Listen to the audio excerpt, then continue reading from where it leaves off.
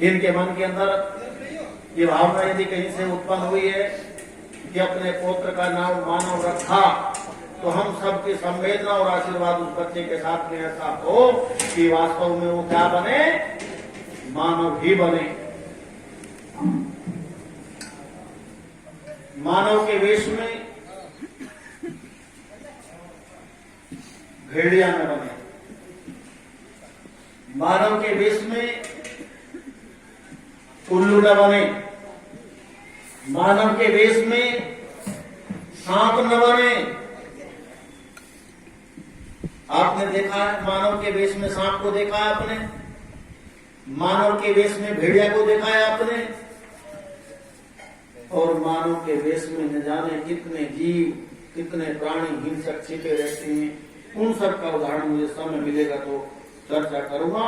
एक भेड़िया होता है, एक शेर होता है, शेर से खतरनाक भेड़िया होता है, क्योंकि शेर तब आक्रमण करता है जब उसे आवश्यकता होती है, भूख लगती है, लेकिन भेड़िया उसको आवश्यकता हो या न, वो घात लगाकर हुए आक्रमण करता है, और शेर सामने से आक्रमण करता है।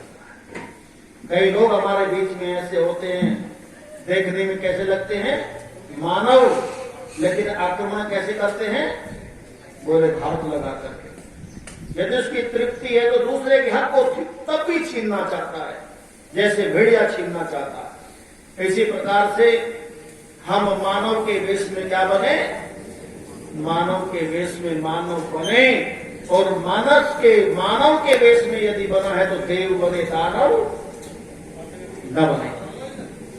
मानव के वेश में देव बनने का ये प्रशिक्षण केंद्र है, ये यज्ञ, और ये बच्चा बड़ा सौभाग्यशाली है जिसके उत्पन्न होते ही घर और परिवार में संसार के इतने सुंदर सुंदर कर्म देखने को मिलेंगे। जैसे किसान के घर में एक बच्चा पैदा होता है तो कई चीज तो वो अपने आप सीख जाता है। व्यवसाय के घर में बच्चा पैदा हो जाता है तो इतना व्यवसाय करना तो अपने आप सीख जाता है। इसीलिए ये बच्चा इस घर में और इस वातावरण में जब रहेगा तो निश्चित रूप से सीख जाएगा। लेकिन मैं विशाल से भी कहूंगा, और ये बेटी हमारी मधु, इससे भी कहूंगा कि केवल अपने आप मनुष्य के बच्चे को,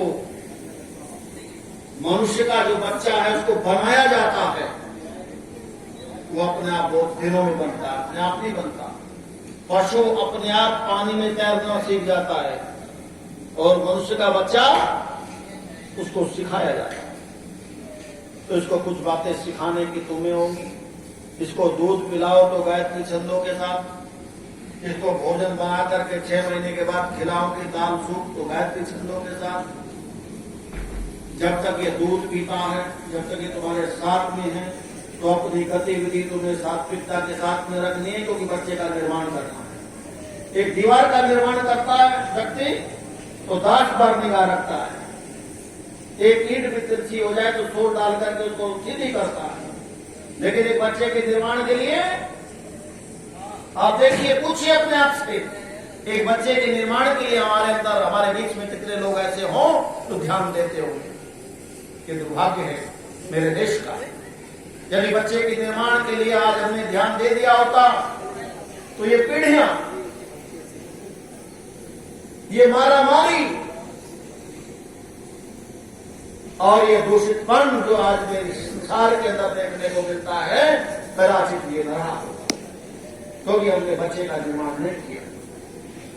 घर का निर्माण करते हैं, कई नक्शा बनता है, कई अच्छे कारीगर को खोलते हैं, 10 बार दीवार को उठाते हैं, 3, 4, 10 बार टाइल का, पत्थर का चयन करते हैं, लेकिन बच्चे के निर्माण के लिए कुछ नहीं करते। एक्सीडेंट। बच्चे बनाने की योजना कोई व्यक्ति की रहती होगी, जिनके ऊपर भगवान की दया है, कर्म किया है तो बच्चा तो आ ही जाएगा, कोई बड़ी बात नहीं। लेकिन बच्चे के रूप में मानव आए और वो मानव बने। यदि वो मानव बन गया तो मानव फिर किसी बहन और बेटी को कोई दिक्कत नहीं। बहन और बेटी के अंदर भी मानवता आ गई तो किसी भाई को कोई दिक्कत नहीं। इसीलिए समन्वय उत्पन्न करता है। और भैया कोई समझे न समझे, किसी को पता हो या न पता हो, लेकिन पूज्यपाद गुरुदेव ब्रह्म ऋषि कृष्ण महाराज की विशेष अनुकंपा से अरे आपको तो पता चल गया, आप तो कुछ प्रैक्टिकल कर लो, अन्यथा फिर क्या होगा? चिड़िया चुग गई खेत, फिर पछताए क्या होत है। फिर तो लोग कहेंगे लगा हम तो चले जाएंगे, नवा कर लिया तू कर लगा, हम तो क्या काम चले क्या करें?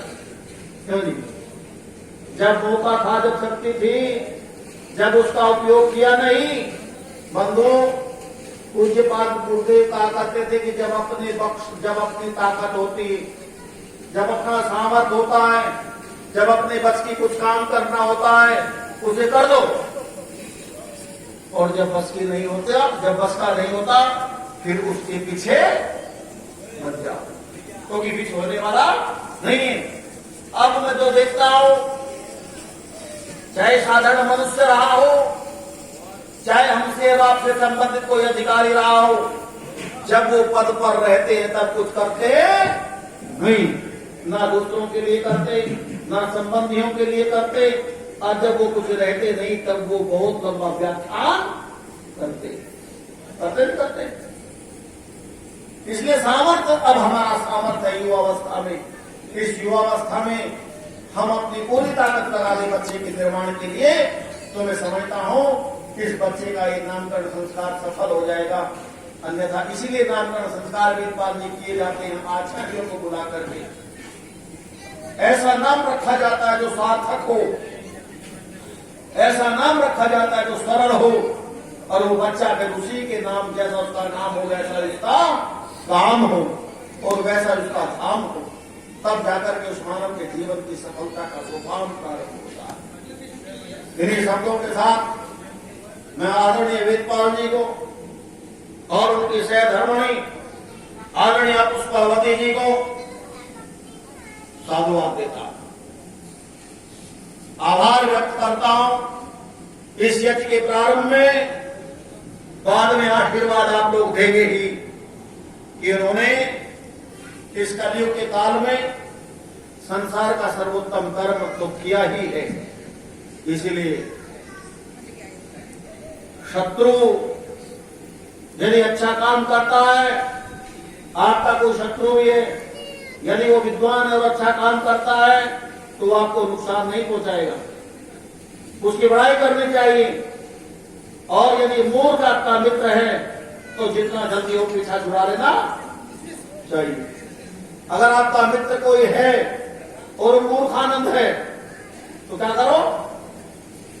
तो वो माफ करे, न जाने कहां लेकर के डूब जाए। और यदि आपका शत्रु कोई विद्वान है और कहीं न कहीं वो आपसे शत्रुता रखता है, फिर भी उसका सम्मान करना चाहिए, क्योंकि उसके पास इतनी नियमावली जरूर है कि वो कभी आपका हित नहीं करेगा। ये उंगली आपकी कैसी है? यदि इस उंगली को सांप ने काट लिया तो क्या करोगे? इससे प्रेम करोगे कि यदि इसको तत्काल त्याग दिया तो जीवन बच जाएगा, और यदि सांप ने काट लिया और इसकी क्या करते रहे? मेरी उंगली थोड़ा ना काटूंगा, नहीं काटेगा तो सारे के सारे को मानना पड़ेगा। तो जैसे सांप की काटने हुई उंगली को त्याग देते हैं, वैसे ही दुष्टता के भाव वाले व्यक्ति को छोड़ देना चाहिए, उपेक्षा कर देनी चाहिए। इसलिए वे आदरणीय वेदपाल जी का यहाँ प्रशस्ति इसलिए कर रहा हूं कि वो शुभ कर्म कर रहे हैं, उनके जीवन में निर्माण हुआ है, उनके जीवन में बदलाव हुआ है। और भैया जीवनाधिक तो कमियां हमें भी है और आप में भी है, इसलिए हमें संकल्प लें कि कमी को सुधारें, कमी को देखें नहीं।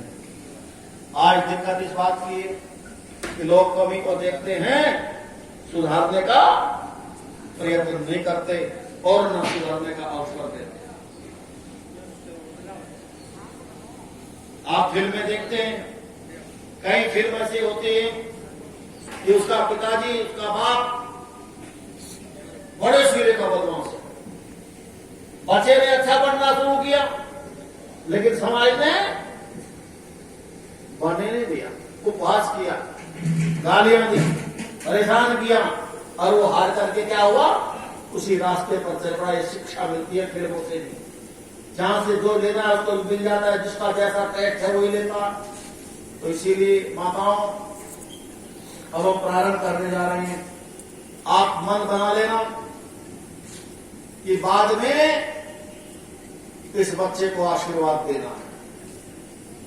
इन दोनों बच्चों को भी, जो किशोर, जो युवा हो गए विशाल, और उनकी सहधर्मिणी बेटी महू, उसको भी आप शुभकामनाएं देंगे। और ये तो पिता में भीष्म हो गए, भाईजान बाबा हो गए ना, कौन तो भीष्म कहना शुरू कर दे, वेदपाली रखे अभी